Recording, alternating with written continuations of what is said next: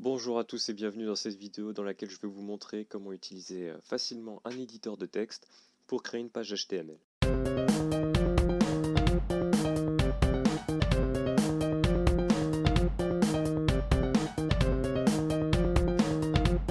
Donc créer une page HTML peut vous servir à de nombreuses choses. Tout d'abord bien sûr créer un site web, ça peut être très utile, complété avec du CSS qui va vous permettre d'ajouter de la couleur et de travailler la forme de votre document, j'en reparlerai dans une autre vidéo, ou tout simplement pour des projets avec des objets connectés via Internet, de pouvoir les contrôler à distance via une page HTML notamment. Donc c'est ce que nous allons voir dans cette vidéo. Donc premièrement, utiliser un éditeur de texte. Donc par exemple moi j'utilise Sublime Text, mais vous pouvez utiliser le bloc-notes ou tout autre éditeur de texte de votre choix. Donc ici, je rappelle que Sublime Text est gratuit et offre beaucoup de possibilités. Donc premièrement, créez un nouveau fichier. Renommez-le, enregistrez-le et n'oubliez pas d'ajouter de l'extension .html pour que la coloration syntaxique puisse fonctionner sur votre éditeur de texte, en l'occurrence ici Sublime Text. Donc tout d'abord, qu'est-ce que le HTML? Le HTML, c'est un langage qui permet au navigateur de reconnaître vos documents et de les interpréter. Donc grâce au HTML, nous allons pouvoir créer des pages web.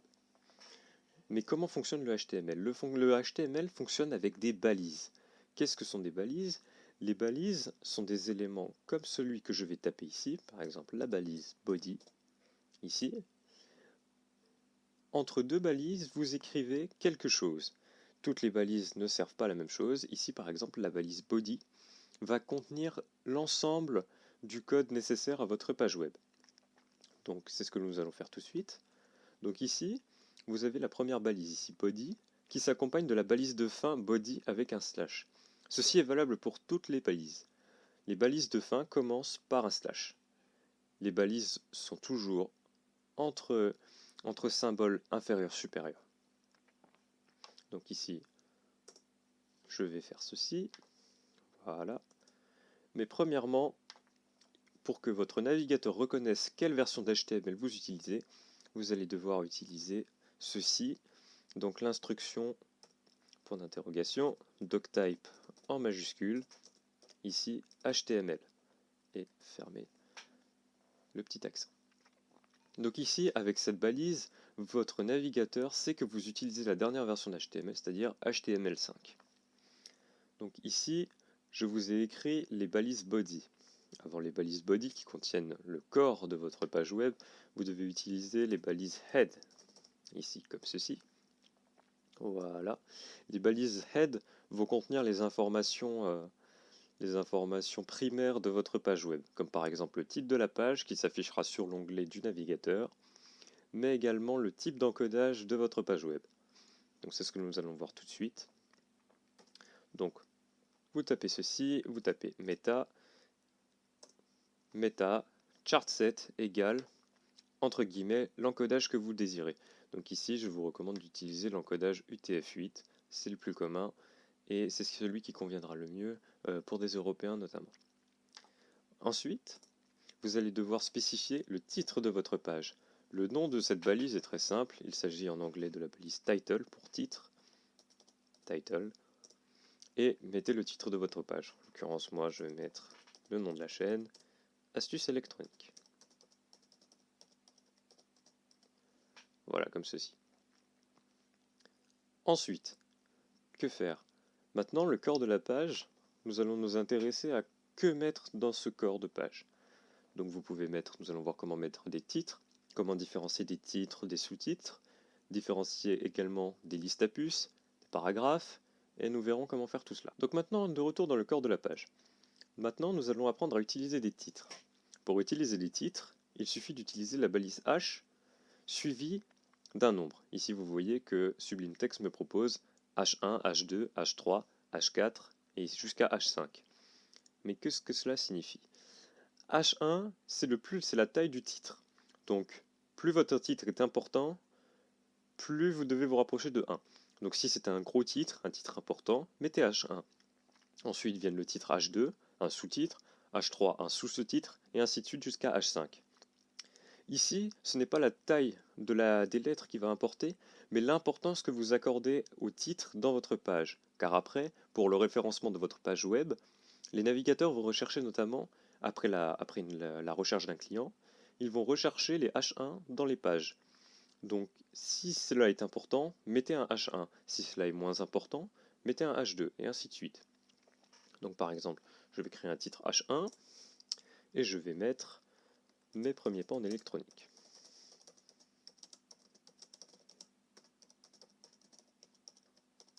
Comme ceci. Ensuite, je désire créer un sous-titre dans cette partie que je viens de créer. Je vais utiliser H2, comme ceci, et je vais écrire les composants électroniques.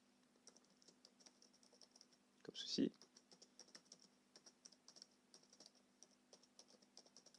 Voilà. Ensuite, maintenant je désire créer une liste à puces, car j'aimerais faire une liste, par exemple, ici, de composants électroniques, avant de rentrer dans le détail des explications que je peux donner sur ces derniers. Comment vais-je faire? Vous utilisez ce qu'on appelle la balise HUL. La balise HUL va vous permettre de créer des listes à puces. C'est très pratique. Donc ici, comme ceci, voilà. Et après, pour mettre les différents items de votre liste, vous allez utiliser la balise LI. LI pour liste, contraction de liste. Comme ceci, voilà. Par exemple, nous allons commencer par la résistance. Et il faut réitérer l'opération avec le condensateur, par exemple. Je remets la balise LI, toujours avec la balise LI et le slash dans la deuxième balise de fin. Donc, le condensateur. Mettons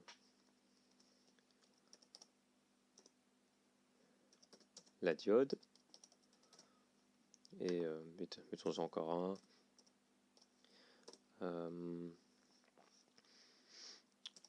La photorésistance.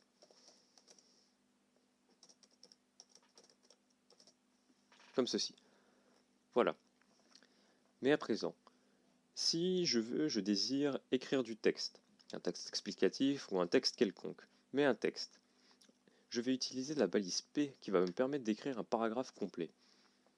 Donc par exemple, admettons, je veux expliquer le rôle de la résistance. Donc ici dans mon texte, je vais rajouter un titre où j'explique qu'est-ce qu'une résistance. Je vais par exemple mettre un sous-sous-titre. Ici, je vais utiliser H3 et je vais mettre la résistance. Comme ceci. Et ensuite, pour écrire du texte, je vais utiliser la balise P. Voilà, P comme paragraphe. C'est facile à retenir. Et vous pouvez mettre votre texte entre ces deux balises. Par exemple, juste pour montrer, on pourrait mettre la résistance est un composant électronique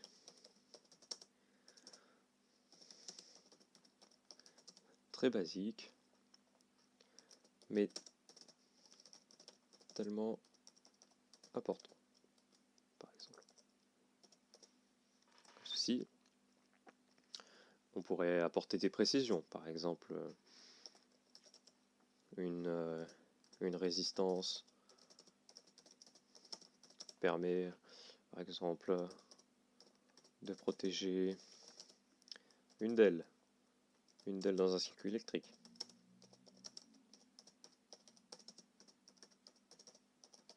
Voilà, par exemple. Je tiens à préciser que même si je suis revenu à la ligne en cliquant sur la touche Entrée, vous pouviez très bien continuer votre ligne, ça ne changera rien. Votre navigateur adaptera comme il peut ce que vous avez écrit à sa page. Voilà. Donc, admettons, je viens d'écrire ceci. Voilà. Et je souhaite ajouter une précision car je suis un néophyte et je veux rediriger les gens, par exemple, admettons, vers un autre site. Donc je peux rajouter je peux rajouter par exemple, n'hésitez pas à consulter la page Wikipédia sur le sujet. Ainsi, vous allez rajouter un lien qui va permettre au lecteur de pouvoir aller sur Wikipédia pour se renseigner plus en détail sur, par exemple, ici, la résistance. Voilà. Donc comment nous allons faire? Nous allons utiliser une nouvelle balise, très pratique d'ailleurs pour interconnecter des pages en faisant des liens entre des pages HTML, mais également des liens entre des sites web différents. C'est très pratique. C'est la balise A. Donc, nous allons mettre la balise A ici, comme ceci. Voilà. Voilà. Donc ici, la balise A, vous voyez que elle est un peu différente des autres balises qu'on a vues jusqu'à présent. Ici, la balise A, elle termine bien par un /A ici, mais ici vous voyez qu'il y a un argument dans la balise, le href égale quelque chose entre guillemets. Et bien ici, vous allez mettre le lien de la page web que vous souhaitez inclure. Donc ici par exemple, Wikipédia, ce sera https, ici, double point, / Wikipédia 3w.wikipedia.org. Comme ceci. Voilà.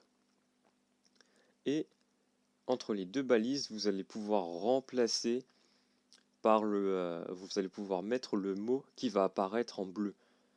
Car les liens sur les pages web apparaissent en bleu par défaut. Et vous allez pouvoir mettre le mot sur lequel on va pouvoir cliquer pour accéder au lien Wikipédia. Donc ici, moi, je vais mettre Wikipédia, car c'était le mot qui convenait dans mon texte, ici. Et voilà. Donc ici, je viens d'inclure un lien. Ici, je l'ai mis entre les balises paragraphes, j'aurais très bien pu le mettre en dehors. Par exemple ici, si je veux, je peux le copier et le coller en dehors de la page. Ici, ça aura strictement le même effet, mais c'est juste à titre d'exemple. Donc voilà. Donc nous allons enregistrer notre fichier, voilà comme ceci, et nous allons voir qu'est-ce que cela donne. Alors, donc ici j'ai mon fichier test astuce électronique, je peux l'ouvrir. Donc je vais l'ouvrir avec Chrome, voilà comme ceci, et nous allons voir le résultat.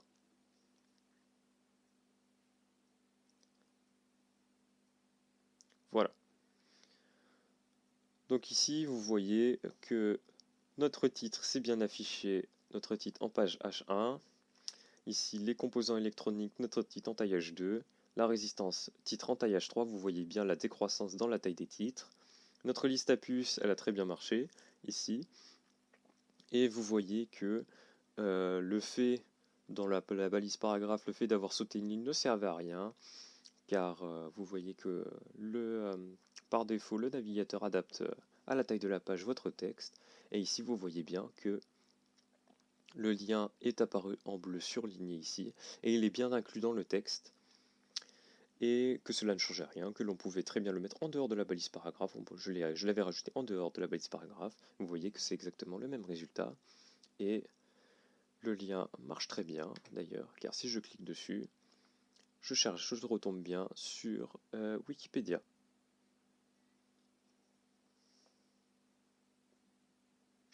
Voilà. Petite subtilité, dans cette page web, nous pourrons par exemple ajouter des petites balises qui permettent notamment de sauter des lignes ou par exemple d'écrire en gras un mot.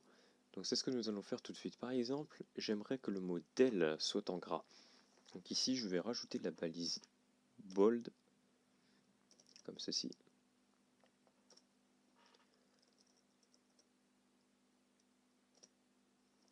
Voilà. Comme ceci. Voilà. Et je vais la remettre ici avec B bold. Voilà. Vous enregistrez et vous retournez sur le navigateur. Ici, vous rafraîchissez la page et vous voyez que Dell ici c'est bien mis en gras. Donc ici, ça apporte également une information plus pour les navigateurs. Dell ici est un mot important dans votre texte. C'est très important pour le référencement de votre page web si votre but est de créer un site web. Donc, par exemple, nous avons d'autres balises qui peuvent vous être utiles également pour le référencement de votre site web. Par exemple, la balise marque. Ici, si je décide de marquer résistance,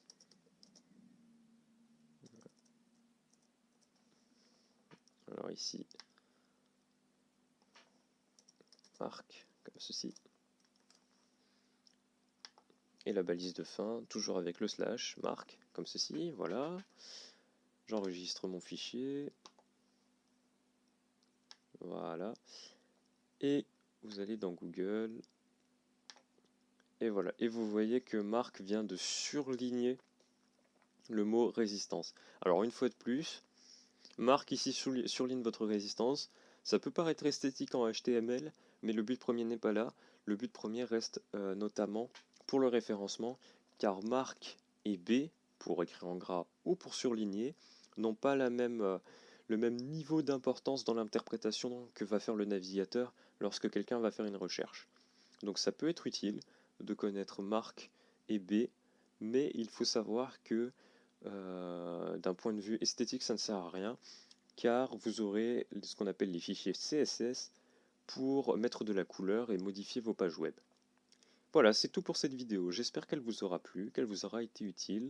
Je vous retrouve dans une prochaine vidéo dans laquelle j'irai un peu plus loin dans la conception de cette page web et également dans le CSS.